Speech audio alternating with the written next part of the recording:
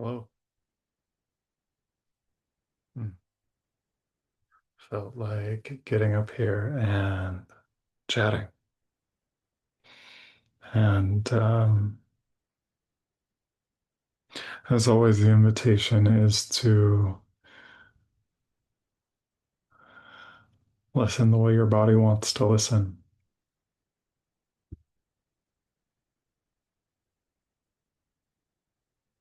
Hmm. What way of listening allows listening to be enjoyable?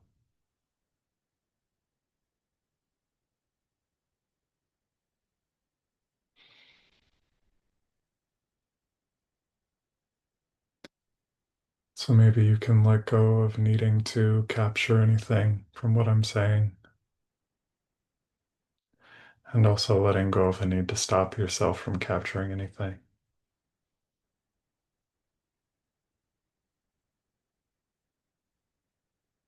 Perhaps trusting in the organic resonance that might arise, and trusting that even if what arises is dissonance or a sense that what I'm saying doesn't resonate with you, that's what can help you harmonize towards that which does. Mm.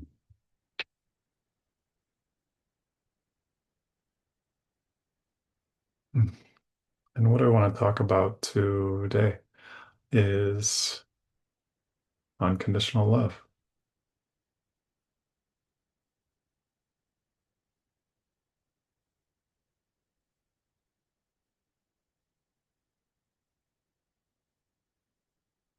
That's a big term,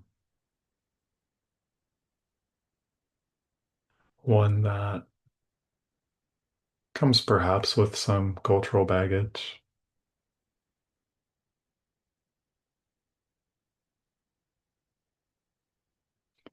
But something I've been reflecting on is, well, one of my biggest practices over the last few years is self-inquiry. And the most prominent inquiry I come back to is what is unconditional?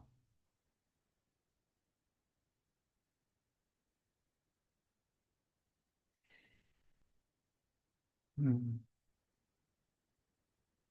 If you're not familiar with self-inquiry, you just pose a question or a contemplation of some type towards yourself, towards experience, and let it orient you to um, really that which can't be put into words, I guess.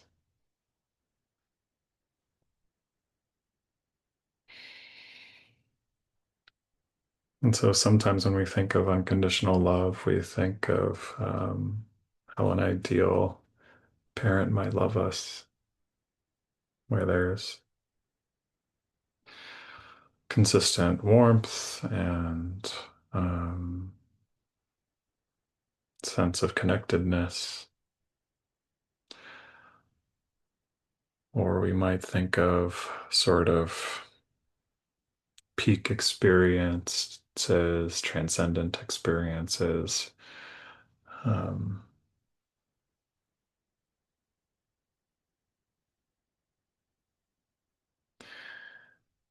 but really, as soon as we have any idea of what unconditional love is, it becomes conditional because it becomes conditional on that belief being true.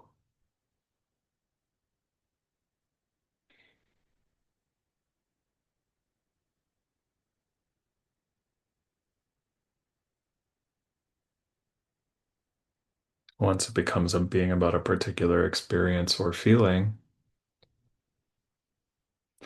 then it becomes conditional on that feeling or state being present.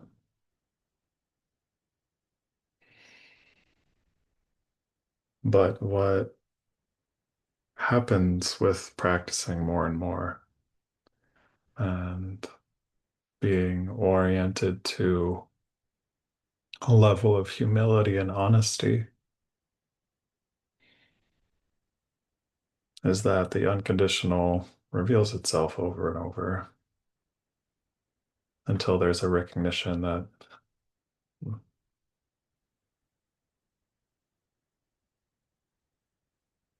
hmm, my brain wants to say, until there's a recognition that that's all there is.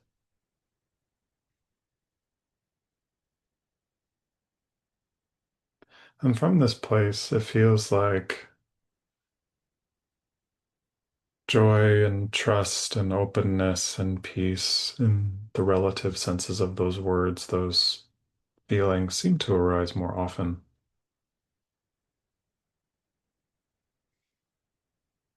And it seems easier to grow towards people and activities and ways of being that are in alignment. Because when I'm chronically fighting with myself, battling with the world, in ways that are misaligned, then there's often just a lot of strain and finding myself in non-aligned places and spaces and relationships.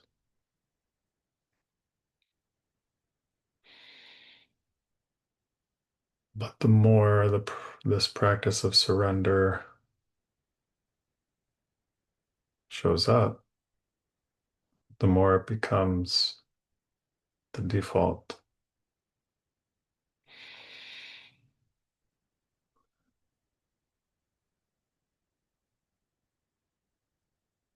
Well, I don't know if I have words, but I wouldn't trade it.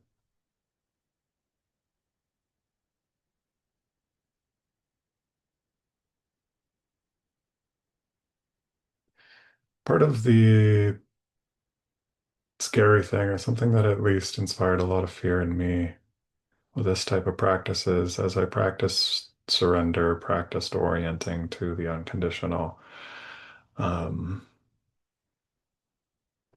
particular beliefs would come up. Hmm. Sometimes political beliefs would come up, and the thought that if I let myself let go of them, I would live out of alignment with my values. Turns out that's not the case. And what I'd say is if I truly believe in something, I kind of have to let myself have enough faith that I can let that belief crumble over and over and over so I can continually humbly orient to truth so it can be shaped and reshaped and I can continue to discover that as I recognize my own limitations, integrate my own sense that, I can never be um, free from ignorance because we simply have limited minds as humans. We can't know everything. Um, that means I always know that my beliefs are incomplete and can never fully directly capture truth. But as I'm willing to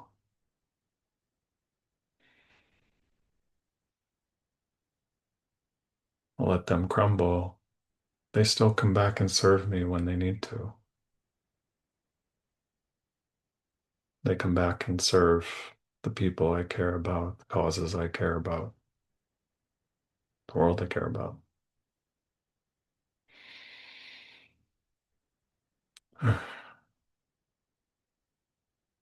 And there's also fear that comes up when surrendering to the unconditional that I might lose relationships. I might lose drive to uh, work and sustain myself. That doesn't seem to happen either. There's still abundant openness to connection here. And I find myself more aligned with regenerative and sustainable ways of working that have made it easier over time to at least attempt to build a life as I deal with chronic illness and relearning and rebuilding a life that fell apart due to that.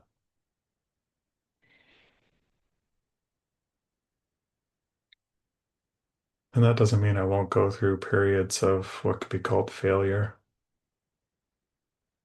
or difficulty. That doesn't mean I won't have relationships that fall apart or experience conflict or things like that. Although I've done a lot of emotional and relational work, so when there is conflict, it tends to be generative and more useful than it was when I was younger.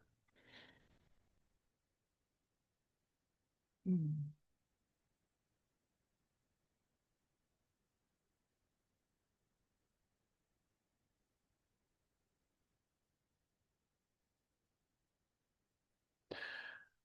And when I have this as such a core orientation without clinging to that orientation,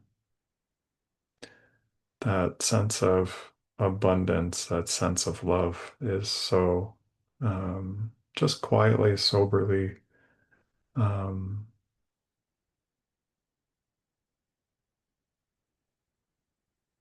what is happening, I guess. That there's less pressure on the people and relationships and practices of my life. There's less strain.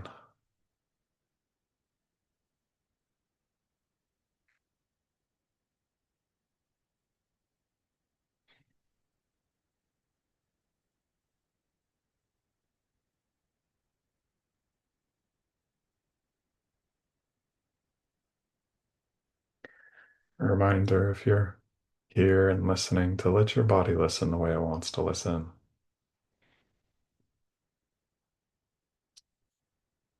Trust it to orient to the way of breathing that feels the most naturally pleasant.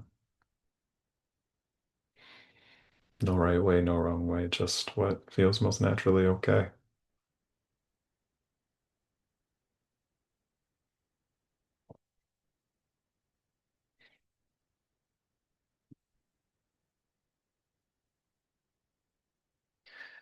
With continual surrender to that which is unconditional,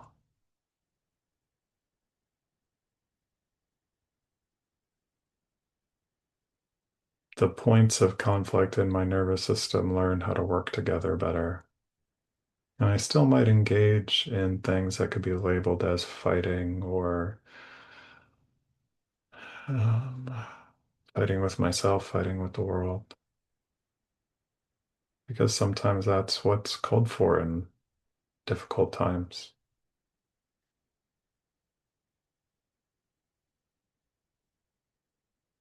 That expression of direct anger sometimes might come out.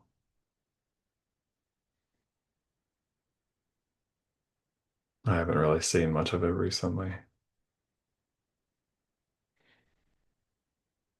at least in terms of coming out, but I do experience grief and confusion and anger, particularly trying to reckon with the political state of the world.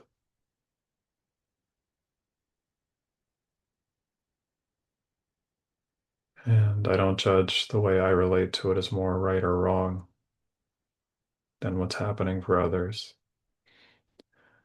but rather that from this place of orienting to the unconditional, where my actual power is, my actual connectedness to this world reveals itself more and more clearly and directly because I'm living less in my ideas of what I am, what the world is. Though ideas are welcome. I'm relating less directly to ideas than I am to, well, just this organic unfolding and revelation of truth. At least that's the closest word to what it could be called that I can think of at the moment.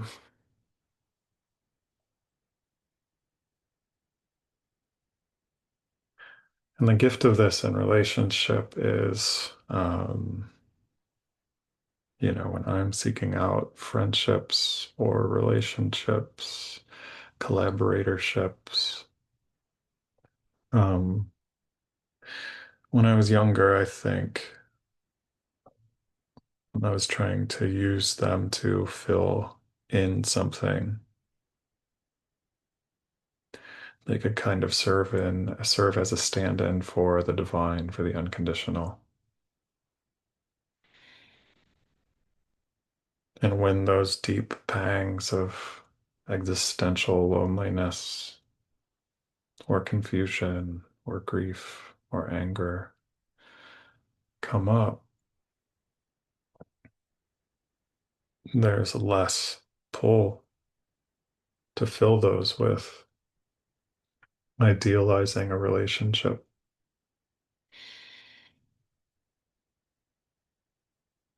or with idealizing what my work life could be or or, idealizing what peak experiences could do for me. And instead, it's a continual surrender to the unconditional.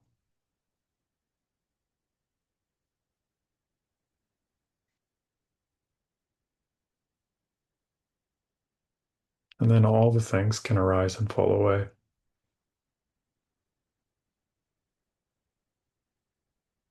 And none of them, well, they hurt from time to time, and they're deeply pleasant from time to time. But the hurtful things can't really threaten that which is unconditional. And the pleasant things mm, can't be a stand-in for that which is unconditional. And so they're much more free.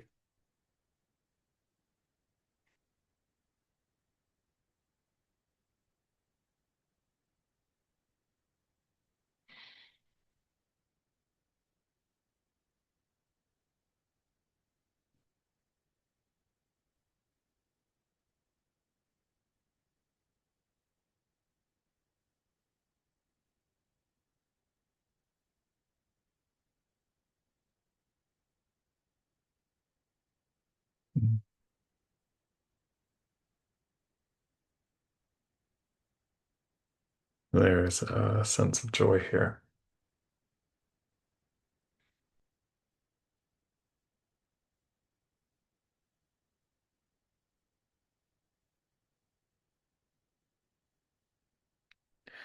There's just fresh aliveness here.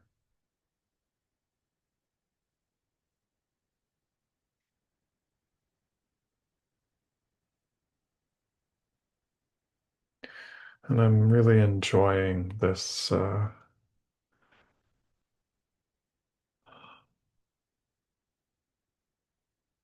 enjoying being alive. I'm enjoying my journey. One of the gifts of dealing with at times, really debilitating chronic illness where, the sensory overload and pain and fatigue were so much that, um, at times there was very little I could do, but be in bed and take care of my most basic needs. Um, it reveals that even a very tedious life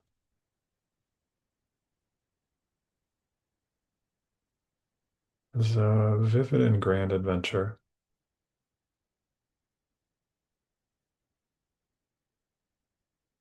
And from this place, there's a really deep respect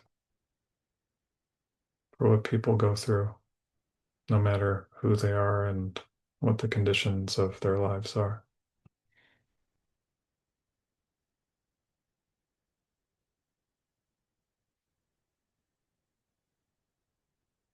There was just a flash in my head, an echo of the old wheels of judgment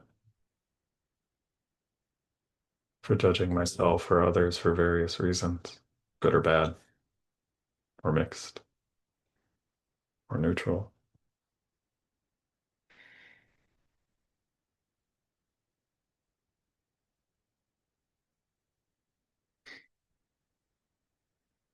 Yeah, and that just arises and falls away.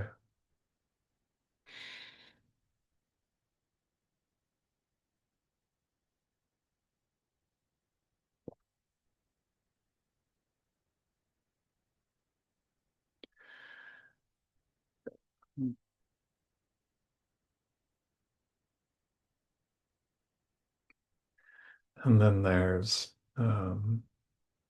spaciousness, peace,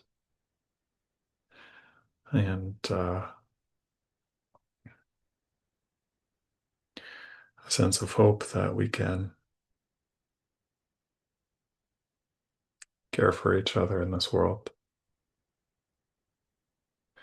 And I hope that this video and the ways I share myself with the world um, are in support of that.